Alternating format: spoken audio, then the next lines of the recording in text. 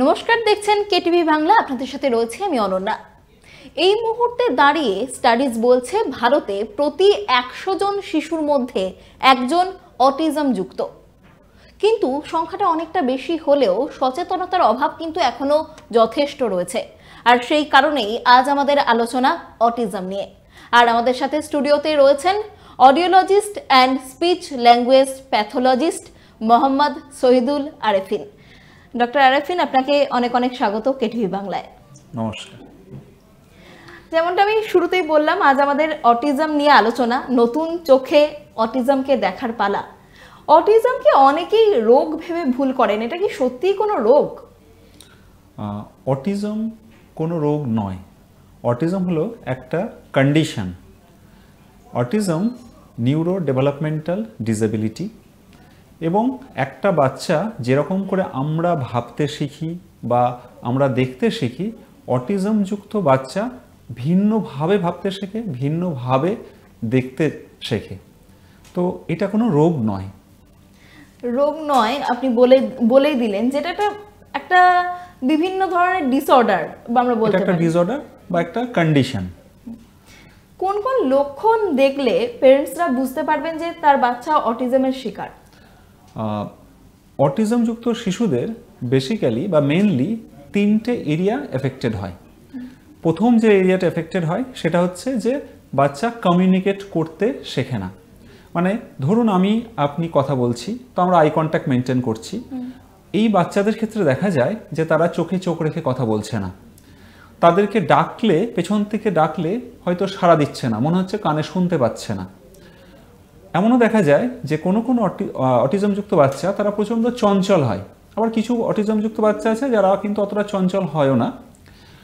বেশিরভাগ ক্ষেত্রে খুব চঞ্চল হয়, সবসময় ছুটে বেড়াচ্ছে, বিছানার উপর লাফাচ্ছে, সোফার উপর লাফাচ্ছে, এবং কখনো কখনো দেখা যায় যে তারা একটা গোল গোল করে হয়তো ঘোরার একটা টেন্ডেন্সি, একটা গাড়ির চাকা, সেই চাকাটাকে নিয়েও ঘোরাচ্ছে। একটা স্টিরিওটাইপ প্যাটার্ন বিহেভিয়ার থাকে, অন্য বাচ্চাদের সঙ্গে মেলামেশা করতে চায় না।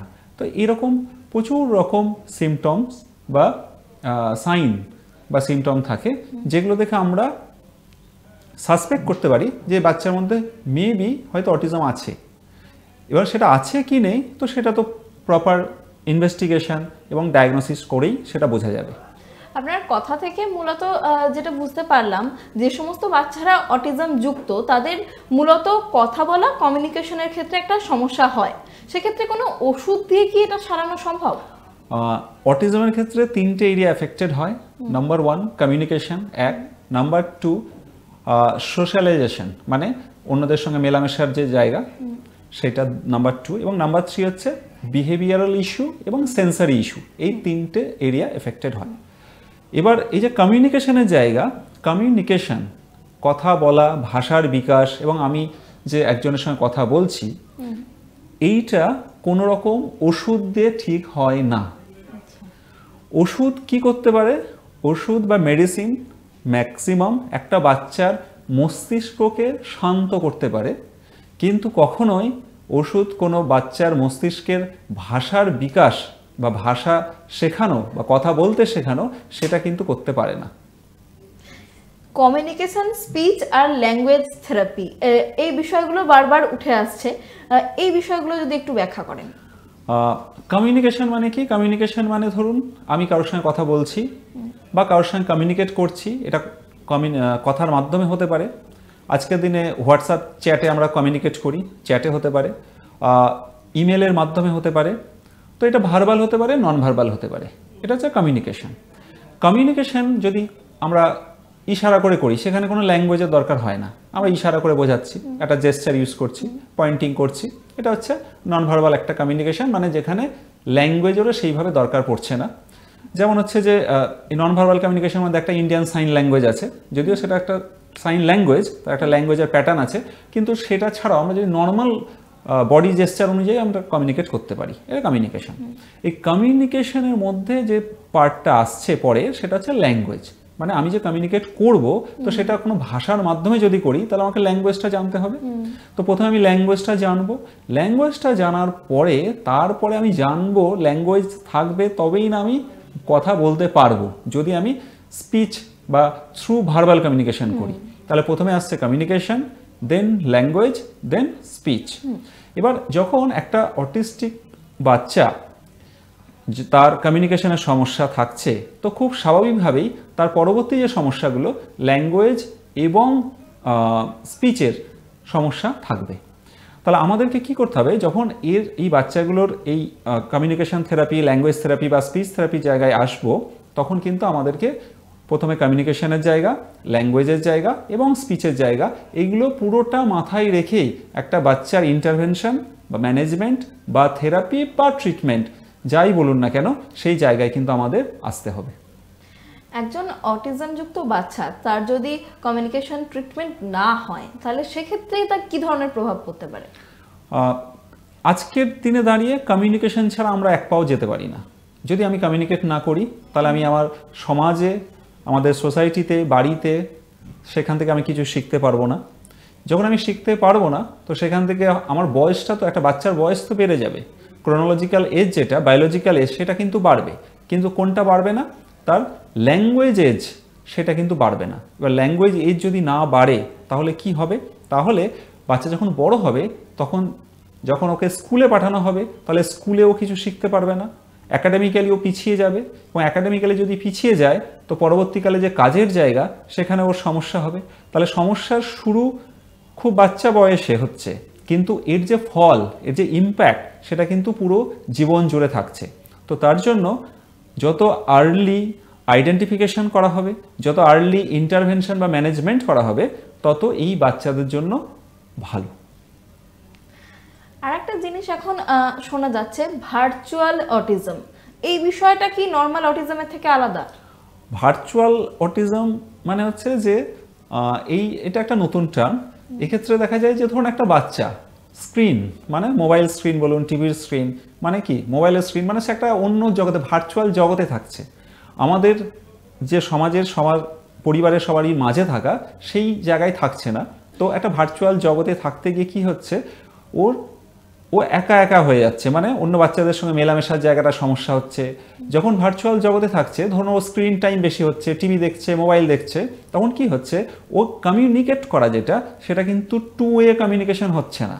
মানে আমি তো কথা বলতে দরকার হচ্ছে না, টিভি বা মোবাইল সেটা নিজের মতো করে ইউটিউব চলছে, গান চলছে, অমুক চলছে, কিন্তু সে কখনো আমার কাছ থেকে কোনো ডিম্যান্ড করছে না। তো এই ক্ষেত্রে কি হয়, কমিউনিকেশনটা ওয়ান ওয়ে কমিউনিকেশন হয়। বাট এখন আপনি যে কথা বলছি, আমরা যে এখানে বসে আছি, আমরা কিন্তু টু ওয়ে কমিউনিকেশন করছি। আমি বলছি, আপনি শুনছেন, আপনি আবার আমার কথাগুলো বুঝছেন, বুঝে আপনি আবার আমাকে প্রশ্ন করছেন। তো এটা হচ্ছে টু ওয়ে কমিউনিকেশন। কিন্তু ভার্চুয়াল যখন জগতে বাচ্চা থাকছে, তখন ওয়ান ওয়ে কমিউনিকেশন হচ্ছে। সেটা কি হচ্ছে, তার বাচ্চার যে development in terms of speech and language, সেটা এফেক্টেড হচ্ছে। আচ্ছা, এই অটিজমযুক্ত বাচ্চা যে দেখা যায়, কোন কোন ক্ষেত্রে, মানে কারণটা কি এর পেছনে, সে কিছু কি জানা গেছে? অটিজমের এক্স্যাক্ট কারণ, একদম পিন পয়েন্ট কারণ যদি আমি বলি, সেরকম কোনো কারণ কিন্তু এখনো জানা যায়নি। এই নিয়ে প্রচুর গবেষণা চলছে, সারা পৃথিবী জুড়ে গবেষণা চলছে। কিন্তু তার মধ্যেও যেটা দেখা গেছে, সেটা হচ্ছে যে অটিজম মেনলি জেনেটিক ডিসঅর্ডার।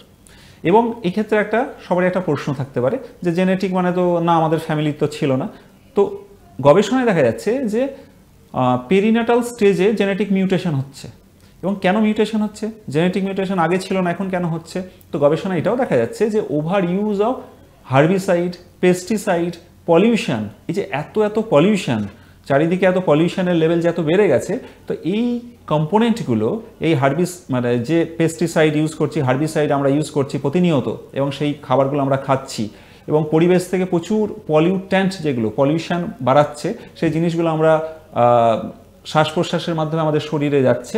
এই জিনিসগুলো কি করছে, জেনেটিক মিউটেশন ঘটাচ্ছে, এবং জেনেটিক মিউটেশন ঘটানোর জন্য একটা অটিজমের দিকে টেন্ডেন্সি যেটা, সেইটা কিন্তু আস্তে আস্তে বাড়ছে।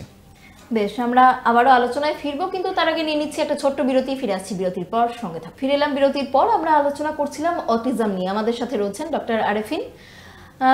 আমরা আলোচনা করছিলাম যে অটিজমের কারণ কি। আমি এবার একটা বিষয় জানতে চাইবো যে দিনের পর দিন আমরা দেখছি যে ক্রমশ বিশ্বে অটিজমযুক্ত শিশুর সংখ্যা বাড়ছে, এর পিছনে কি কারণ? যেটা প্রথমেই বললাম যে একটা মেন কারণ হচ্ছে যে এনভায়রনমেন্টাল একটা factor, over use of herbicide, pesticide, pollution এবং একদম রিসেন্ট কিছু স্টাডিজ সেখানে দেখা যাচ্ছে যে আমাদের হিউম্যান ব্রেনের খুব তাড়াতাড়ি ইভলিউশন হচ্ছে, এবং এই যে ইভলিউশন হচ্ছে, তো এই ইভলিউশনের সাইড এফেক্ট হিসাবে এই অটিজমযুক্ত বাচ্চা বা এইরকম বিভিন্ন রকম ডিসঅর্ডার যে যুক্ত বাচ্চা সেই সংখ্যাটা কিন্তু বাড়ছে। একদম রিসেন্ট স্টাডিজ, অক্টোবর এই মাসেরই স্টাডিজ। এবং দেখা গেছে যে পরিসংখ্যানের কথা যেটা আপনি বললেন, পরিসংখ্যান হচ্ছে যে যদি আমরা দেখি যে অনেক পুরনো পরিসংখ্যান দেখি 1984 সালে, তখন প্রত্যেক 10,000 বাচ্চার মধ্যে একজন বাচ্চাকে অটিজমযুক্ত বাচ্চা হিসেবে পাওয়া যেত। এবং আজকের দিনে দাঁড়িয়ে ইউনাইটেড স্টেটসের যে স্টাডিজ বা স্ট্যাটিস্টিক্স, সেখানে দেখা যাচ্ছে যে প্রত্যেক 48 বা 39টা বাচ্চার মধ্যে একজন বাচ্চা অটিজমযুক্ত বাচ্চা পাওয়া যাচ্ছে। এবং কিছু কিছু প্রেডিকশন যেগুলো বলছে যে 2030 সালে এই সংখ্যাটা কিন্তু আরও অনেক বেড়ে যাবে। সেটা এমনও হতে পারে যে প্রত্যেক 5 জন বা 6 জন বাচ্চার মধ্যে একজন বাচ্চা অটিজমযুক্ত বাচ্চা থাকছে, এরকম প্রেডিকশনও কিন্তু কোনো কোনো ইনস্টিটিউট বা অর্গানাইজেশন তারা কিন্তু বলছে। পরিসংখ্যানটা কিন্তু রীতিমতো ভয় ধরানোর মতো। এই অটিজমযুক্ত বাচ্চাদের সংখ্যা ক্রমশ বাড়ছে। আমরা দেখতে পাই যে যে সমস্ত বাচ্চারা অটিজমযুক্ত তাদের অনেক সময় দেখা যায় যে বিভিন্ন রকম ভাইব্রেটিং ব্রাশ বা ওরোমোটর এক্সারসাইজ করানো হয়, এগুলো কি ঠিক? এটা হচ্ছে কমিউনিকেশন ডিসঅর্ডার বা স্পিচের সমস্যা বা ল্যাঙ্গুয়েজের সমস্যার জন্য এটা করা হয়। তো কোনটা ঠিক বা কোনটা ঠিক নয় সেটা একজন কোয়ালিফাইড স্পিচ ল্যাঙ্গুয়েজ প্যাথোলজিস্ট উনি ভালো বুঝবেন। এই জায়গায় আমি একটা কথা বলি, সেটা হচ্ছে যে বেশিরভাগ জায়গায় দেখা গেছে যে একটা বাচ্চার কথা বলার সমস্যা, এবং সেটার জন্য কি করা হচ্ছে যে ভাইব্রেটিং ব্রাশ ইউজ করা হচ্ছে, বিভিন্ন রকম ওরোমোটর এক্সারসাইজ ইউজ করা হচ্ছে, বিভিন্ন রকম মুখের এক্সারসাইজ করানো হচ্ছে। বেশিরভাগ ক্ষেত্রে দেখা গেছে যে এই বাচ্চাদের ক্ষেত্রে হয়তো সেটা দরকার নয় বা ছিল না। এটা করার ফলে কি হয় যে বাচ্চাটা কথা বলার যে সমস্যা নিয়ে এসেছিল সেটার সমাধান তো হয় না, উল্টে প্রবলেম হয়তো আরও বাড়তেও পারে। কারণ আমরা যে কথা বলার যে সমস্যা, সেই সমস্যা কিন্তু মুখের সমস্যা নয়, এই সমস্যাটা হচ্ছে ব্রেনের সমস্যা, মস্তিষ্কের সমস্যা। ভাষার সমস্যা হচ্ছে, ল্যাঙ্গুয়েজের সমস্যা হচ্ছে মস্তিষ্কের সমস্যা, ওটা কিন্তু ওরোমোটর লেভেলের সমস্যা নয় বা মুখের সমস্যা নয়। যদি একটা বাচ্চার চেবাতে, গিলতে বা মানে খাবার একটা চেবাতে ওরোমোটর লেভেলে কোনো সমস্যা থাকে, তাহলে সেটা অনেক সময় দরকার হতেই পারে। কিন্তু বেশিরভাগ ক্ষেত্রে দেখা গেছে যে অ্যাপ্র্যাক্সি অফ স্পিচ বলে একটা সমস্যা যেটা অটিজম যুক্ত বাচ্চাদের মধ্যে থাকে, এবং সেই বাচ্চাদের ক্ষেত্রে যদি আমরা না বুঝে বা কেউ যদি না বুঝে আননেসেসারিলি এইরকম ভাইব্রেটিং ব্রাশ, ওরোমোটর এক্সারসাইজ করে, তাহলে সেটা লাভের থেকে ক্ষতিই বেশি হয়। বাচ্চার ল্যাঙ্গুয়েজ বা স্পিচ ডেভেলপমেন্ট হওয়ার যে সম্ভাবনা থাকে সেটা কিন্তু আরও কমে যায়, বই কি বাড়ে না। তো সেই জায়গায় দাঁড়িয়ে আমি বলবো প্রত্যেকটা বাবা মাকে অনেক সচেতন হতে হবে। কোয়ালিফাইড স্পিচ ল্যাঙ্গুয়েজ প্যাথোলজিস্ট বা বাক ও শ্রবণ বিশেষজ্ঞর কাছেই ওনারা যেন যোগাযোগ করেন, ওনাদের কাছে বাচ্চার অ্যাসেসমেন্ট বা ইন্টারভেনশন বা ম্যানেজমেন্টের জায়গাটা যেন দেখান, তাহলেই হয়তো ঠিকঠাক যে ট্রিটমেন্ট বা ম্যানেজমেন্ট দরকার সেটা পাওয়া যাবে। এই অটিজমযুক্ত বাচ্চাদের কি ধরনের ট্রিটমেন্ট হয়? অটিজমযুক্ত বাচ্চাদের যদি আমি ট্রিটমেন্ট বলি তাহলে এটা একটা টিম অ্যাপ্রোচ, কারণ এটা কোনো একটা জিনিসের থেকে জিনিসটা হয় না, এটা একটা স্পেকট্রাম, অনেকগুলো এরিয়া এখানে এফেক্টেড থাকে।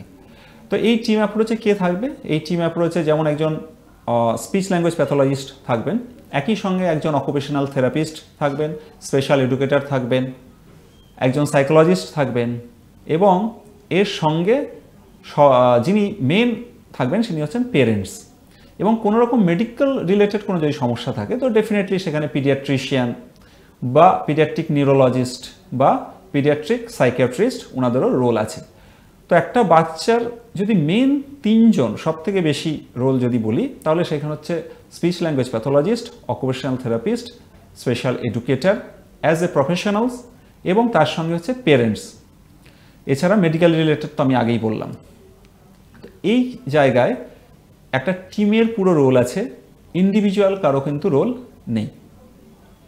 বেশ, আরেকটা বিষয় আমি একটু জানতে চাইবো যে এই অটিজমযুক্ত বাচ্চা যাদের রয়েছে তাদের অভিভাবকদের জন্য আপনার তরফ থেকে কি সাজেশন থাকবে? অভিভাবকদের জন্য আমার তরফ থেকে যেটা সাজেশন থাকবে সেটা হচ্ছে যে আমার এতদিনের অভিজ্ঞতা আমি দেখেছি যে অভিভাবকদের মনে তিনটে জিনিস থাকে। প্রথম হচ্ছে যে অ্যাকসেপ্টেন্সের অভাব, যে আমার বাচ্চার এরকম কোনো সমস্যা আছে সেটা অ্যাকসেপ্ট করার যে সমস্যা সেটা এক নাম্বার।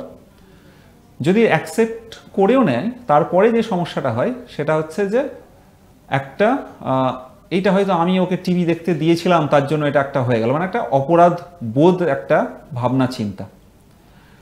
তো অভিভাবকদের উদ্দেশ্যে আমার এটাই বলা থাকবে যে অ্যাকসেপ্টেন্সের যে সমস্যা সেটা থেকে বেরোনো দরকার। অপরাধ যে আমার জন্য এটা হয়েছে, এই কারণে এটা হলো, এই যে একটা মনের মধ্যে সবসময় একটা চলে, সেইখান থেকে বেরোনো দরকার।